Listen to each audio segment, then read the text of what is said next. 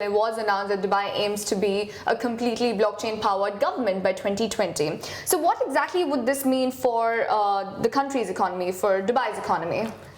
So I would probably, step back. I think Dubai has always been in the forefront of using disruptive technologies, right? But let me just step back into more government, right, use cases and what governments are doing in the context of the region. I think one good news is that and we do a lot of work as Deloitte in public sector, right? One interesting thing you see from a Western world, the Western governments have a legacy of automation spanning from 10, 20, 30 or even 40, 50 years. And that legacy of data and the rules and infrastructure they've created, it's extremely difficult to transform. Mm-hmm.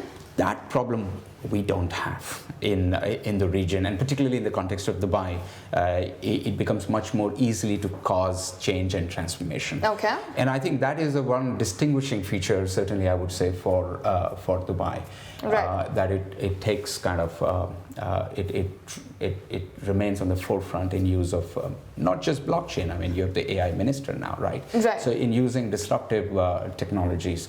Now the impact, I think if I have to take just one point, blockchain reduces cost of governance. Mm-hmm.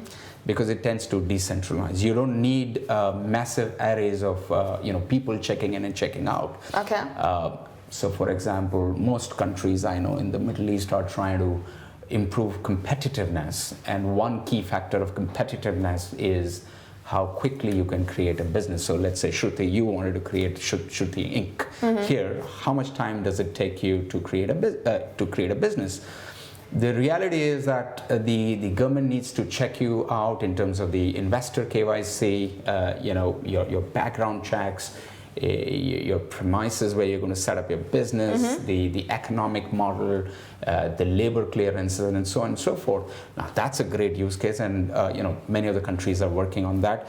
And if you just have to do a single check-in and single check-out, imagine the compression we can cause in the time we can create a business, for example. So I know certain governments are working in that direction, using blockchain technologies. Overall, I think my view is that it should reduce the transaction costs